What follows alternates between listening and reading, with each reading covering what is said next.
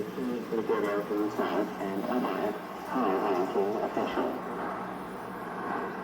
Some economic fallout from the developing situation in Venezuela. Right now the U.S. is tightening that economic pressure on Venezuela, but of course we will see if this is where things stop or if more military action is seen, particularly what I'll be keeping an eye out for if any strikes are conducted, as was hinted, on targets in Venezuela itself. As was described, this is a developing situation which is very fluid, very variable. An update on what was a terrible tragedy in Australia.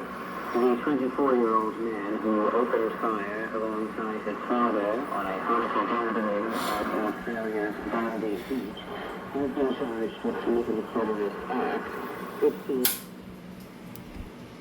houses, the New South Wales police said on Wednesday. Naveed Akram has been charged with 59 offences, including committing a terrorist act, 15 counts of murder, 40 counts of causing wounding or grievous bodily harm to a person with intent to murder, discharging a firearm with intent to cause grievous bodily harm, and many other charges, according to police. Akram, who remains under police guard in hospital, appeared in court on Wednesday via video.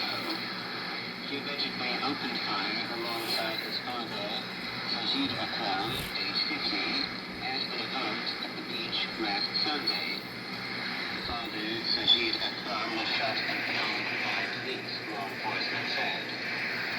The indications point to this terrorist attack being inspired by ISIS, a listed terrorist organization in Australia.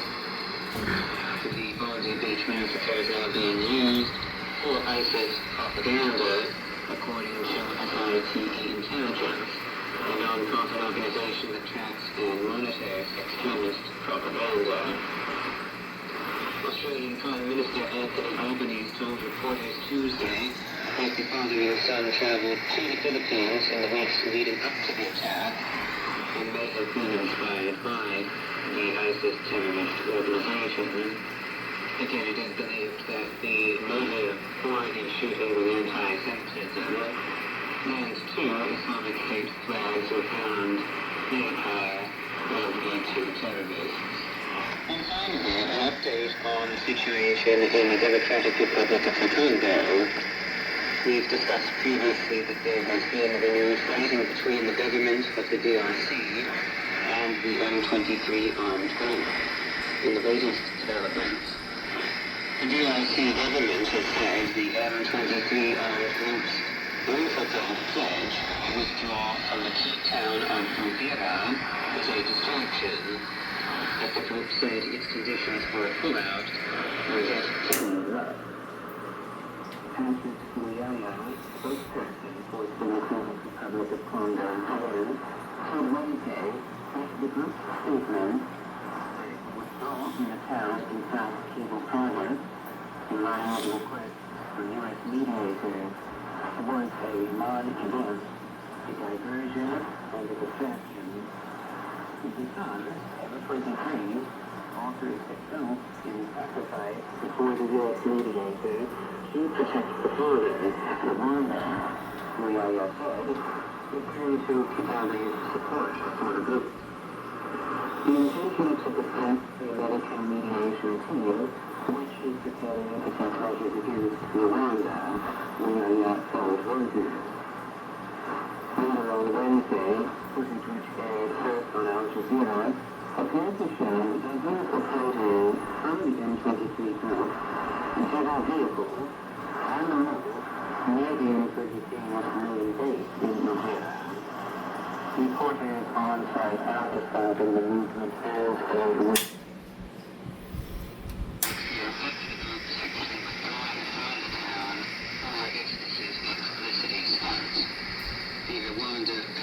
militant group seized the strategic town last week, inheriting a tenuous U.S. brokered peace agreement between Kinshasa and Kigali. The seizure